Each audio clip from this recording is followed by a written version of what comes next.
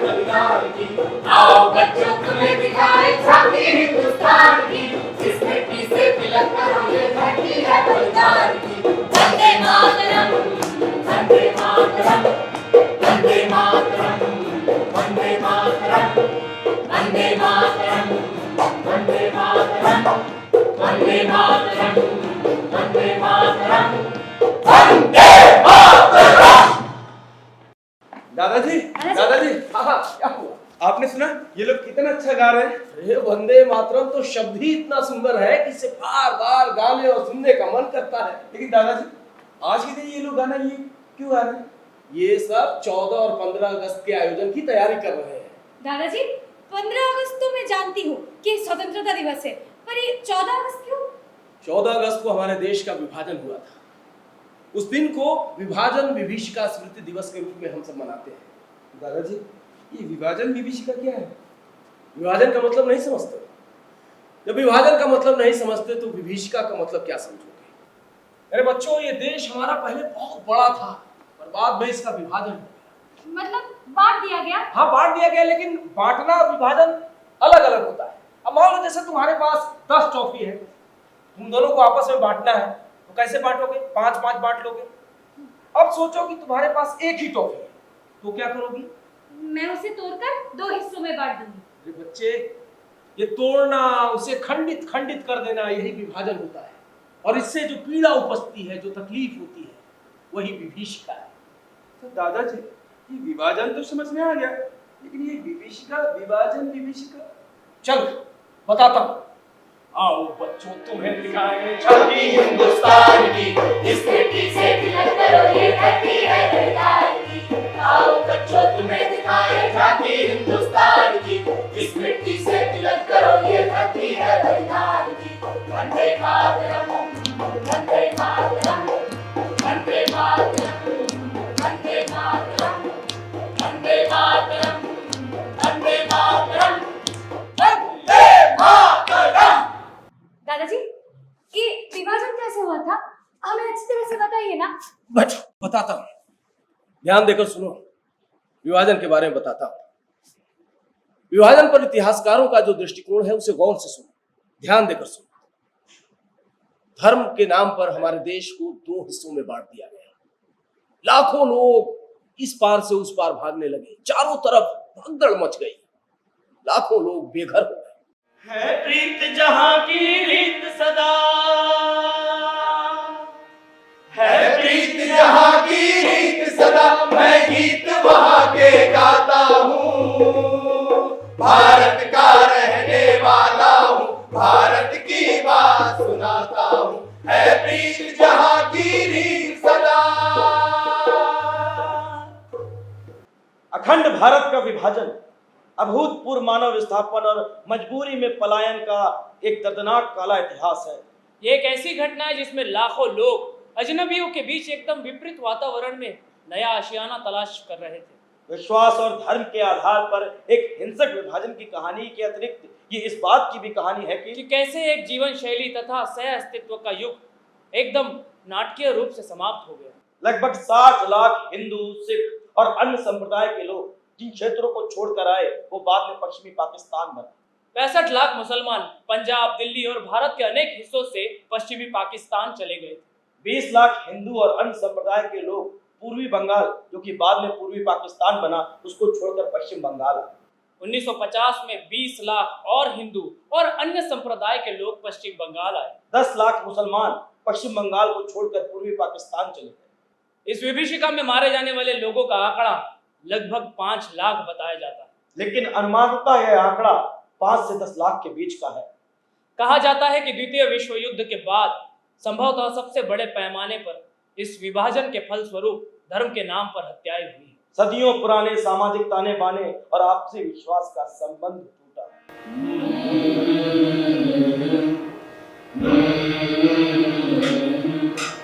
आँखों से बहते ये दर्द की धारे, आँखों से बहते ये दर्द की धारे।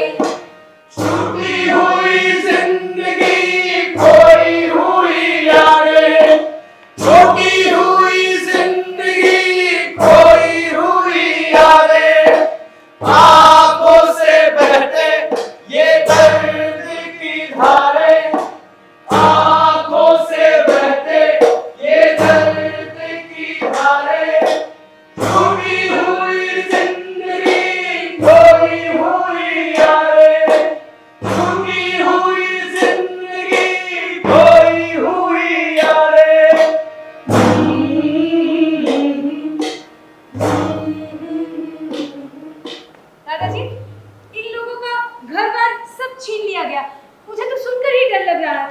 डरने वाली बात तो है ही मेरे बच्चे। सोचो, जो लोग उस वक्त रहे होंगे उन पर क्या गुजरी होगी। दादाजी, वहां तो मेरे जैसे बच्चे भी होंगे, उनका क्या हाल हुआ होगा? तुम्हारे जैसे लाखों बच्चे थे जिन्होंने उस दृश्य को अपनी आंखों से देखा था, और आज भी उस दृश्य को याद कर उनके सिहर उठते हैं। हमें और बताइए ना दादाजी। बताता हूं, सुनो। ये देखो बंगाल यहाँ का है चंपा हरियाणा है, यहाँ का बच्चा बच्चा अपने देश में बनने वाला है। आओ बच्चों तुम्हें सिखाए धरती हिंदुस्तान की, इस मिट्टी से खिलते हो ये धरती है पंजाब की। वंदे मातरम, वंदे मातरम, वंदे मातरम, वंदे मातरम, वंदे मातरम, वंदे मातरम, वंदे मातरम। Sit down. Good morning, morning, sir. Good morning. अरे सर सुनिए ना, आप तो विभाजन के बारे में कुछ बता रहे थे, आपने गाना भी गवा दिया। अब आगे बताइए ना, विभाजन के बारे में क्या हुआ? 20 फरवरी 1947 को ब्रिटिश प्रधानमंत्री क्लेमेंट एटली ने हाउस ऑफ कॉमन्स में ये घोषणा की थी।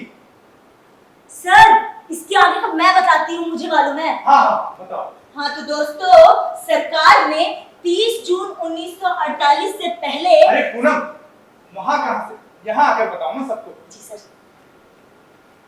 हाँ तो दोस्तों, सरकार ने 30 जून 1948 से पहले सत्ता का हस्तांतरण कर भारत को छोड़ने का फैसला किया है। हाँ बताओ। हालांकि पूरी प्रक्रिया को लॉर्ड माउंटबेटन की वजह से 1 साल पहले ही कराया गया था। हाँ सर, और लॉर्ड माउंटबेटन ने 31 मई 1947 को लंदन से सत्ता हस्तांतरण पर मंजूरी लेकर नई दिल्ली लौटे थे। हाँ मुझे भी याद आया। 2 जून 1947 की ऐतिहासिक बैठक में विभाजन की योजना पर मोटे तौर पर सहमति हुई थी। हाँ सर, भारत के विभाजन का निर्णय एक शर्त की तरह था। भारत जैसे देश का विभाजन धार्मिक आधार पर हो, इस योजना का व्यापक विरोध हुआ। ऐसा भी कहा जाता है कि इस विभाजन के लिए केवल वे ही नेता मानसिक रूप से तैयार थे जिनको इस विभाजन में अपना हित और उज्जवल भविष्य दिखाई दे रहा था। अरे वाह बच्चों, आपको तो बहुत सारी जानकारी है।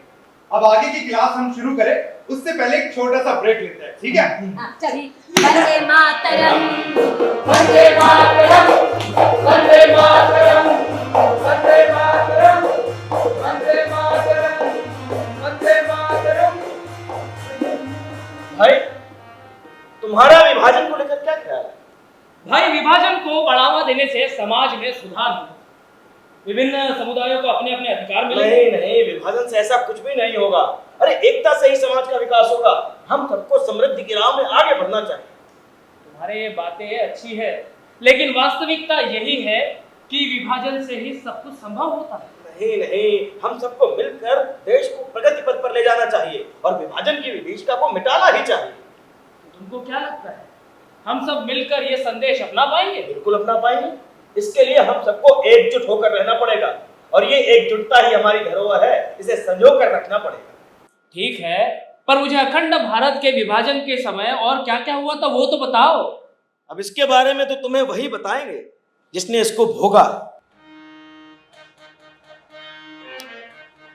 वंदे मातरम, वंदे मातरम, वंदे मातरम, वंदे मातरम, वंदे मातरम, वंदे मातरम, वंदे मातरम। Good afternoon sir. Good afternoon, sit down. हाँ तो बच्चों आगे चले। Yes sir.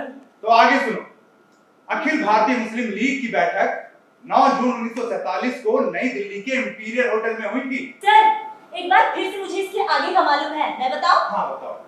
तो दोस्तों, वहां पर विभाजन की मांग वाला प्रस्ताव लगभग सर्वसम्मति से पारित हुआ।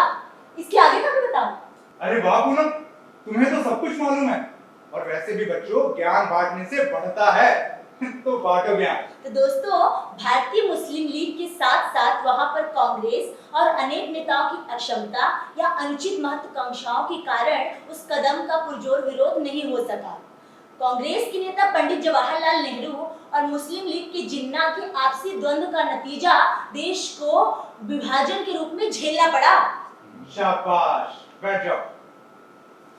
जिसके पक्ष में 300 और विरोध में 10 मत पड़े थे। हाँ सर, और देखते देखते भारत और पाकिस्तान 2 हिस्सों में बंट गया। धर्म के आधार पर बंगाल का पूर्वी हिस्सा भी विभाजित होकर पाकिस्तान में शामिल हो गया था।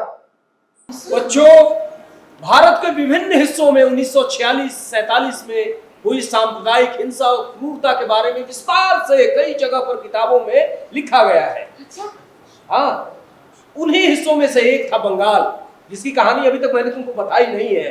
वहाँ पर क्या हुआ था दादाजी, बताइए ना। सुनो, बताता हूँ। वो 4 मार्च 1947 का दिन था। पुलिस ने हिंदुओं और सिखों के जुलूस पर गोली चला दी।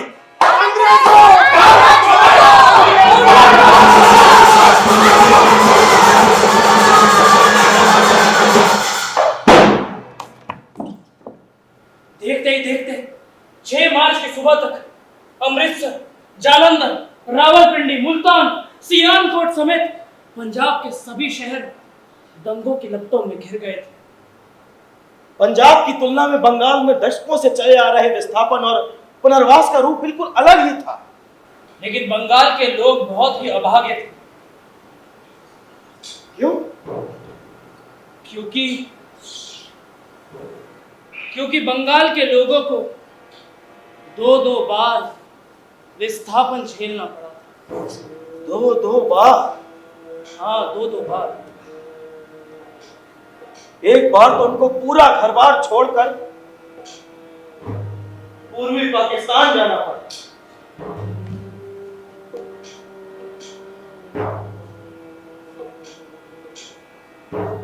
फिर यहां से भागकर उन्हें पश्चिम बंगाल आना पड़ा। वहां के अधिकारियों ने विभाजन से उत्पन्न पीड़ा को बड़ा ही कमतर आंका था। हजारों हजार हिंदू लोग ढाका और आसपास के क्षेत्रों को छोड़कर सियालदा पहुंचे। इतनी आसानी से नहीं पहुंचे। एक एक महिलाओं से उनके जेवर छीन लिए गए, उन्हें तरह तरह से प्रताड़ित किया गया। बूढ़े, बच्चे, महिलाओं सबके साथ अमानवीय व्यवहार किया गया। क्या महिला, क्या बूढ़े, क्या बच्चे, सभी के साथ दुर्व्यवहार हुआ। ये सच है, विभाजन में सबसे अधिक पीड़ा महिलाओं को झेलनी पड़ी। सभी परिवार अपने परिजनों से बिछड़। वो ट्रेन पर चढ़े थे यहाँ पर आने के लिए, लेकिन जब वो यहाँ लौटे तो सिर्फ लाशों का ढेर थे। नहीं मेरी बच्ची, रोते नहीं। दादाजी, हमारे देश के लोगों को तो बहुत बुरा सहना पड़ा। दादाजी, ढाका से आए उन लोगों को क्या हुआ जिनके अपने छूट गए, जिनका घर छूट गया, जिनका सब कुछ लूट गया? अरे बच्चे, उनकी कहानी बड़ी अजीब थी। वो कहते हैं ना, न घर के रहे न घाट के। ऐसा क्यों? वो अपना सब कुछ छोड़कर जब दोबारा इस देश में आए तो अपने ही घर में रिफ्यूजी बनकर आ गए।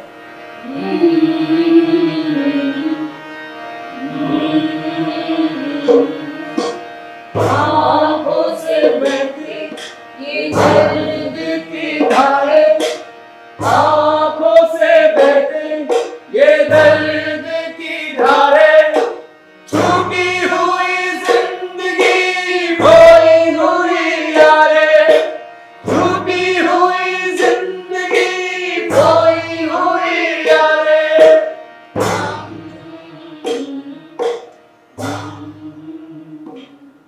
पूर्वी पाकिस्तान से कई लोग बंगाल में आए। किसी के घर में 1 इंच भी जगह नहीं थी अपने संबंधियों को रखने के लिए।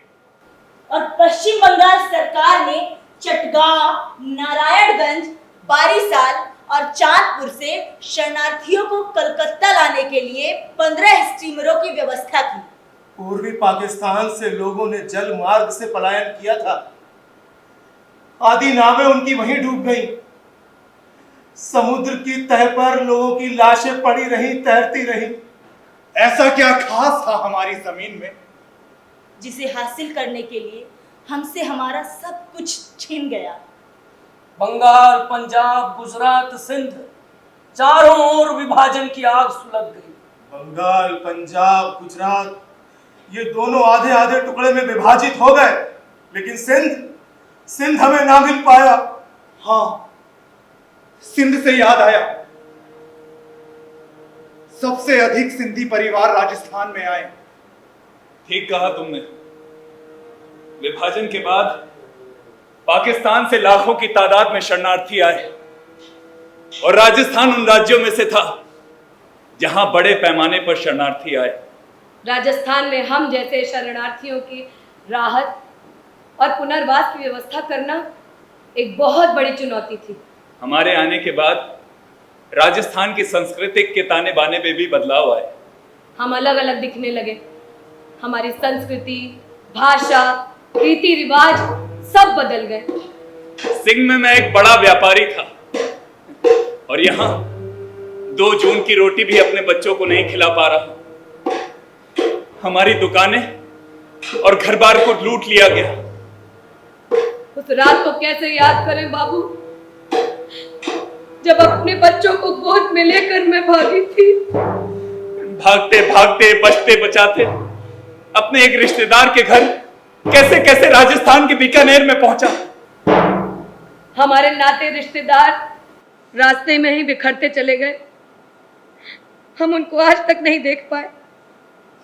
कुछ लोग तो झुंझुनू में रहे। वे भी कब तक हमें अपने साथ रखते। अंत में इस रिफ्यूजी कैंप में आना ही पड़ा। हंसते खेलते परिवार, गांव शहर किस तरह बर्बाद होते, कोई हमसे पूछे।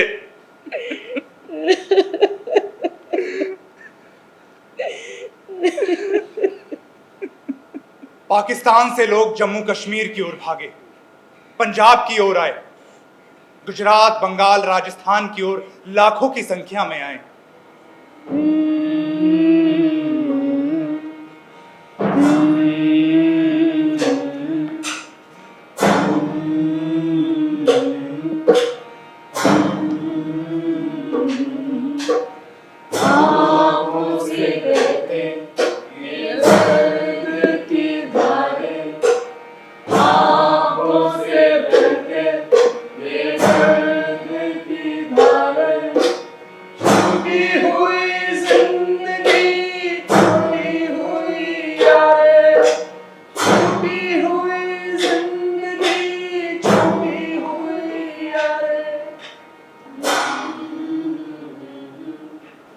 दादाजी, अब मुझे कुछ नहीं सुनना है। मेरे बच्चे, ये हमारे देश के इतिहास का काला अध्याय ही है, ऐसा कि कोई भी सुन नहीं पाता है। हृदय विदारक घटना है। इसे सुनकर तो कोई पत्थर दिल इंसान भी पिघल जाए।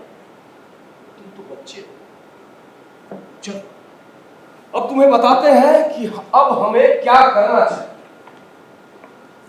जहां जीवन की हर सुबह मुस्कान से पुलकित हो उठती थी, वहां का मंजर देख आंसू भी खून हो गए।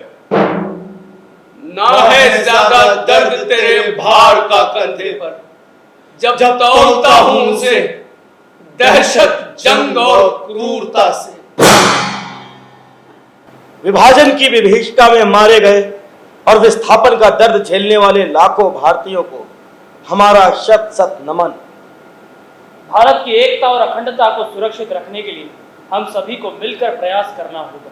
विभाजन के सियासी खेल में एक भाई के खिलाफ दूसरे भाई के दिमाग में जहर भरा गया और इसी जहर से इंसान ने इंसान को काटा, इंसान ने इंसान को बांटा और इंसान ने ही इंसान को खोया और हमारा अखंड भारत खंडित हो गया। जो हुआ सो हुआ। सुनो, हमारे यशस्वी प्रधानमंत्री जी ने कहा है, देश के बंटवारे के दर्द को भुलाया नहीं जा सकता। नफरत और हिंसा की वजह से हमारे देश के लाखों बहनों भाइयों को विस्थापित होना पड़ा, अपनी जान तक गंवानी पड़ी। उनके संघर्ष और बलिदान की याद में 14 अगस्त को विभाजन विभीषिका स्मृति दिवस के तौर पर मनाने का हमने निर्णय लिया है। हमारे बीच यदि धर्म और जाति को लेकर कोई छल करे या प्रपंच करे, हमें बहकावे में नहीं आना है। हमें बहकावे में नहीं आना है। भारत देश को अखंड रखना है। भारत देश को अखंड रखना है। अब हम इस सियासी झांसे में नहीं आएंगे। सियासी झांसे में नहीं आएंगे। अखंडता और एकाग्रता के साथ, सुख शांति के साथ अपनी भारत माता विकसित बनाएंगे। अपनी भारत माता को विकसित बनाएंगे। आओ हम सब प्रण करें।